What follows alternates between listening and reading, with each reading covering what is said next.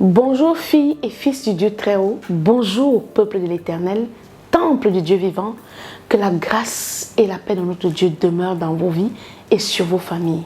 Crois au Seigneur Jésus-Christ et tu seras sauvé toi et toute ta famille. Aujourd'hui, nous sommes venus à la lumière du psaume 95 et nous l'avons intitulé « Au bord de la mer Rouge ».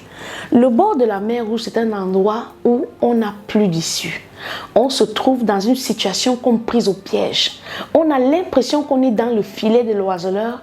En fait, on se sent comme un oiseau dans une cage, limité dans un espace où on n'a plus le sentiment de vivre sa vie. On se sent diminué, on se sent étouffé. Beaucoup de personnes vivent cela lorsqu'elles sont détentrices de diplôme et qu'elles se retrouvent à faire des petits métiers, des sous-métiers. Tu as un bac, tu as un master, tu es ingénieur, tu es docteur, tu as un doctorat, mais quand tu regardes le métier que tu fais, tu te sens comme diminué, limité au bord d'une mer rouge. Tu regardes d'où tu viens, tu ne peux plus faire en arrière. Tu regardes devant toi, il n'y a pas d'issue et tu as le sentiment que les murs se resserrent, tout se resserre autour de ta vie. Tu as cette maladie de la nouvelle génération ou de ce siècle qu'on appelle le stress. Le stress est le sentiment de détresse dans une situation où on ne peut plus ni faire marche arrière, ni faire marche avant. Et même au lieu où on se trouve, on n'a plus de carburant, on sent que tout va s'écouler. On déclenche donc cette nouvelle maladie, la maladie de ce siècle. La vie n'est pas une course vaine où on ne tient pas compte de l'Éternel. La vie n'est pas une perpétuelle démonstration de puissance et d'honneur et d'audace sans tenir compte de l'Éternel. Au bord de la mer Rouge, c'est le titre de cette émission. Bienvenue dans la lumière du psaume 95, que notre Dieu vous établisse dans votre témoignage.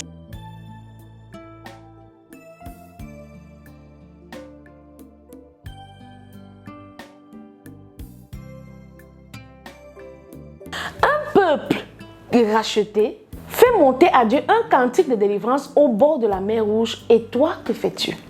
C'est la question que nous te posons aujourd'hui.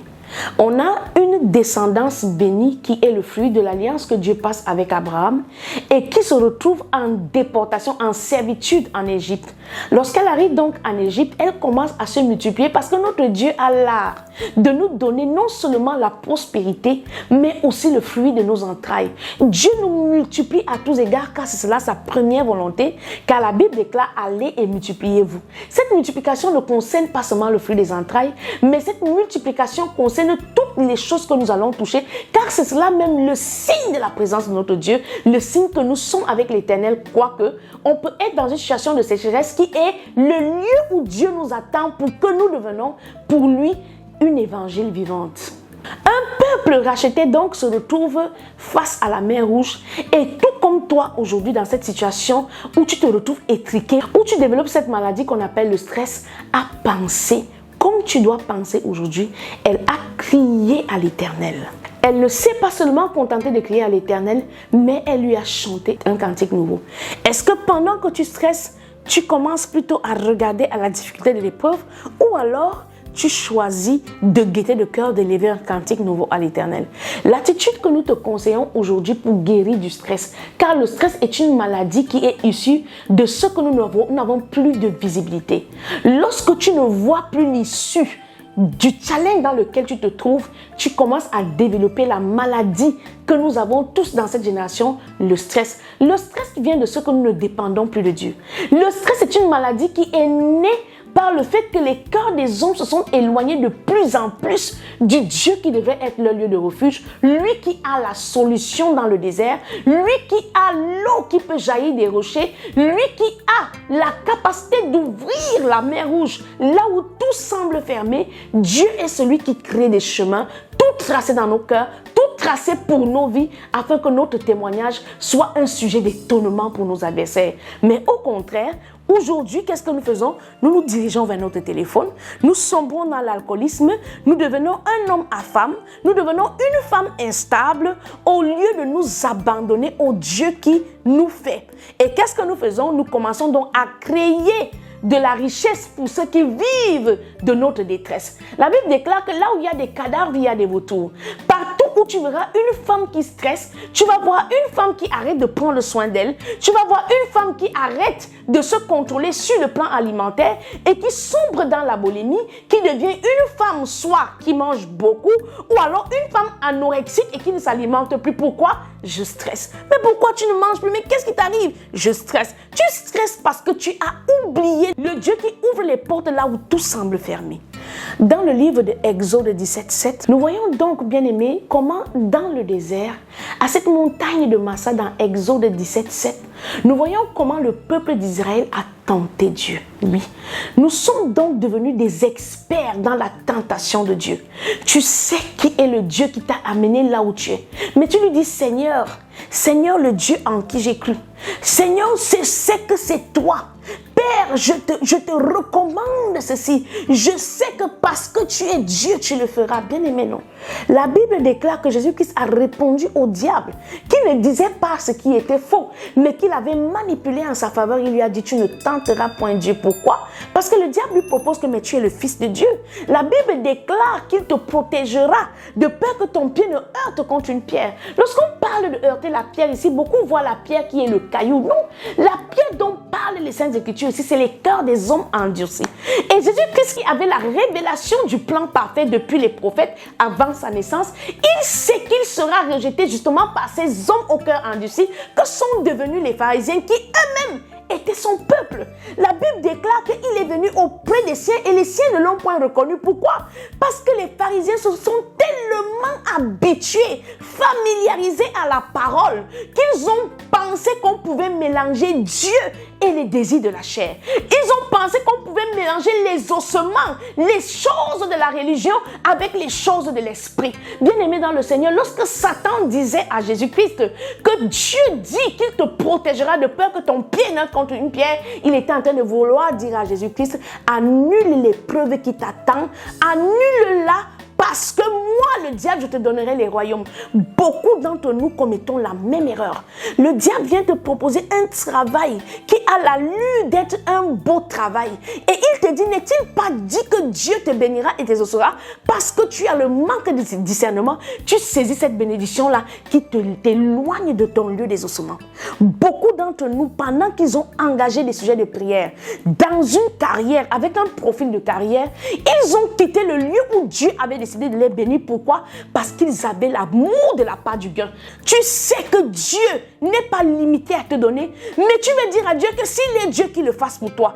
Tu sais que Dieu n'est pas limité à faire que tu aies des enfants, mais parce que tu veux voir la gloire de Dieu à tout prix, tu deviens comme ce peuple à Massa qui le tenta. La Bible déclare qu'il leur a vraiment donné la manne. Il les a nourris. Mais qu'est devenue la manne plus tard? Ils ont transformé cette manne-là. Ils ont transformé cette bénédiction-là en un sujet de se trouver égal à Dieu. Et la manne n'a pas cessé de venir et ils s'en sont lassés. La plupart de personnes qui connaissent des mariages monotones 5 ans plus tard, ce n'est pas un principe psychologique, ce n'est pas un problème psychologique, ce n'est pas lié à l'incompatibilité d'humeur, c'est que tu es devenu trop familier avec la bénédiction. Tu as oublié les nuits de prière que tu passais devant l'Éternel pour cet homme-là.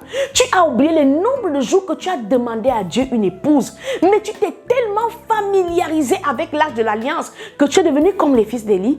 Tu peux prendre une prostituée et l'amener dans la tente d'assignation pour la connaître. Bien-aimé dans le Seigneur, la prostituée ici, c'est le secours externe.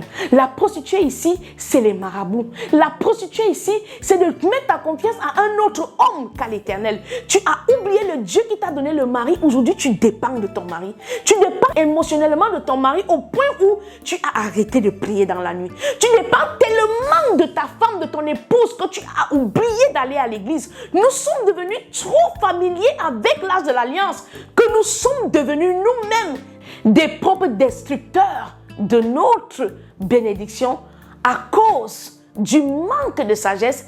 Au lieu d'adorer l'Éternel, nous allons vers les facilitateurs pour que les situations de stress deviennent très vite résolues. Bien-aimés dans le Seigneur, le tout n'est pas de ne pas échouer, mais le tout est quelle sera ta fin. La Bible déclare, ne considère pas le commencement, mais la fin d'une chose vaut mieux que son commencement. Lorsque le peuple d'Israël entre dans le désert, ils se disent qu'ils ont échappé à la servitude, mais il y avait encore le lieu du désert. Et ils ont échoué à Massa, ils ont encore échoué à Mériba. Dans le livre de Nombres, chapitre 3, au verset 34, bien aimé, on peut voir que aussi à Mériba, le peuple d'Israël n'a pas seulement tenté Dieu à Massa, mais il est entré en contestation avec Dieu. Bien aimé dans le Seigneur, n'entre pas en contestation avec le Dieu qui t'a fait. C'est lui aussi qui peut te défaire. N'entre pas en contestation avec Dieu. Seigneur, si tu es Dieu, mais pourquoi je souffre? C'est toi qui m'as révélé que c'était le lieu de ma bénédiction. Mais pourquoi je me trouve dans cet état-là? Seigneur, il y a des prières que nous faisons du haut de notre incrédulité. Le fait de recevoir les ossements à sa prière, ce n'est pas tout. Est-ce que tu connais le cœur de Dieu? Est-ce que tu t'es soucié de sa volonté? La Bible déclare que Jésus qui disait, ma nourriture, c'est de faire sa volonté. Le problème n'est pas les ossements à la prière. Le problème n'est pas toujours que nous ayons la manne dans le désert. Mais le problème, c'est la relation que nous avons avec le Seigneur.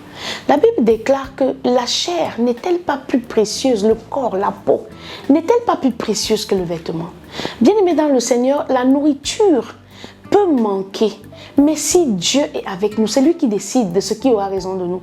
Nous avons peur de rester affamés parce que nous avons peur de nous sentir au dépourvu. Nous avons peur de mourir. Et pourtant, celui qui est la vie te dit qu'il est avec toi. Tu as peur que le Dieu qui t'a donné ce travail t'abandonne ou alors ne te donne pas une promotion parce que tu ne sais même pas dire merci à Dieu pendant que tu te trouves au bord de la mer Rouge. Quand tu es au bord de la mer Rouge, au lieu de commencer à stresser, au lieu d'aller attraper les propositions étrangères, les solutions ponctuelles et insatiables de l'ennemi, tu dois louer l'Éternel. Je te loue, Seigneur, pour ce que tu as fait dans le passé, car je connais tes voies. Connaître les voies de l'Éternel, c'est quoi? C'est avoir déjà vu Dieu faire. Je t'ai déjà vu faire dans ma vie. Je t'ai vu faire dans la vie de mon pasteur. Je t'ai vu faire dans la vie de mes parents ou alors de telle ou telle sœur en Christ. Je sais que tu vas le faire. Peu importe aujourd'hui, mon demain sera meilleur. Peu importe aujourd'hui, mon passé m'a parlé de toi. Mon passé me prêche ton évangile. Mon passé me rassure. Les choses que tu as faites dans l'Ancien Testament me rassurent. Les choses que tu as faites pour Abraham et Sarah me rassurent. Les choses que tu as faites pour Zacharie me rassurent. Oh Seigneur, ce que tu as fait pour la vallée d'Osoma me rassure. Mais nous voulons toujours recevoir comme le peuple d'Israël. Nous voulons toujours quelque chose de nouveau. Oh, maintenant, ce n'est plus ça. Le Dieu qui nous a fait prendre l'or, dépouiller les Égyptiens, nous prenons cet or pour faire un veau. Oh, l'enfant-ci, je ne peux même pas aller à l'église, puisque l'enfant-ci qui va rester avec, c'est un veau d'or. Oh, le mari-ci, je ne peux pas quitter le lit la nuit, vraiment. Il ne peut pas aller prier maintenant. Ça, c'est des choses quand il était célibataire. Un veau d'or. N'oublie pas le Dieu qui a fondu la mer Rouge. N'oublie pas le Dieu qui t'a fait traverser le Jourdain au sec. N'oublie pas le Dieu qui a combattu pour que tu possèdes Canaan. N'oublie pas. N'oublie pas. Au lieu de commencer à stresser aujourd'hui et commencer à dire des choses à Dieu qui témoignent que tu as une amnésie spirituelle de ce que Dieu t'a fait, loue l'Éternel. Loue l'Éternel et élève ce cantique. Crie à l'Éternel dans un élan de louange, reconnaissance de qui Dieu est et de ce qu'il a déjà fait pour ta vie au passé. Hébreux chapitre 3 verset 7, nous lisons au nom du Seigneur Jésus-Christ. C'est pourquoi, selon ce que dit le Saint-Esprit aujourd'hui, si vous entendez sa voix, n'endurcissez pas vos cœurs, comme lors de la révolte le jour de la tentation dans le désert, où vos pères me tentèrent pour m'éprouver et ils virent mes œuvres pendant 40 ans. Ainsi, je fus irrité contre cette génération et je dis, ils ont toujours un cœur qui s'égare. Ils n'ont pas connu mes voies. Je jurerai donc dans ma colère, ils n'entreront pas dans mon repos. Le Canaan que tu cherches là, ce repos que nous avons lorsque l'Éternel demeure avec nous, comme il est écrit dans le livre de Psaume 91 au verset 1, celui qui demeure dans les sanctuaires, celui qui est dans le sang de l'agneau, celui qui sait se souvenir de ce que Dieu a fait avant, c'est celui-là qui sait garder le cœur en Christ, garder l'espérance en Christ. La Bible déclare que nos cœurs soient gardés dans cette espérance-là. Psaume 95, nous lisons au nom du Seigneur Jésus-Christ. Venez, chantons avec allégresse à l'Éternel, poussons des cris de joie vers le rocher de notre salut. Allons au-devant de lui avec des louanges, faisons retentir des cantiques en son honneur, car l'Éternel est un grand Dieu. Il est un grand roi au-dessus de tous les dieux. Il tient dans sa main les profondeurs de la terre et les sommets des montagnes sont à lui. La mer est à lui, c'est lui qui l'a faite. La terre aussi, ses mains l'ont formée. Venez, prosternons-nous et humilions-nous, fléchissons le genou devant l'Éternel, notre Créateur, car il est notre Dieu. Et nous sommes le peuple de son pâturage, le troupeau que sa main conduit. Oh, si vous pouviez écouter aujourd'hui sa voix. N'endurcissez pas vos cœurs comme à Mériba, comme à la journée de Massa dans le désert, où vos pères me tentèrent, m'éprouvèrent, quoiqu'ils vissent mes œuvres. Pendant 40 ans, juste cette race en dégoût, et je dis, c'est un peuple dont le cœur est égaré. Ils ne connaissent pas mes voies, aussi je jurerai dans ma colère, ils n'entreront pas dans mon repos. Bien-aimés dans le Seigneur, c'est avec le cœur que l'on doit écouter l'Éternel et non avec notre intelligence humaine. C'est les oreilles du cœur, oui, car il n'y a pas que ces oreilles physiques, mais c'est avec notre cœur que nous devons écouter Dieu, car la Bible déclare « Ce peuple m'honore des lèvres, mais leur cœur est endurci. » Bien-aimés, que Dieu ne nous ait pas en dégoût. Nous prions que notre Dieu ne nous ait pas en dégoût, parce que nous refusons de connaître ses voies, nous refusons d'entendre sa voix. Bien-aimé, que ton aujourd'hui ne soit donc pas un piège pour toi. Que ton aujourd'hui ne soit pas ton contentement. Mais que ton hier te serve davantage pour aujourd'hui afin que ton demain ne te conduise pas à la destruction. C'était votre émission à la lumière du psaume 95. Rendez-vous pour un prochain numéro. Que Dieu vous bénisse.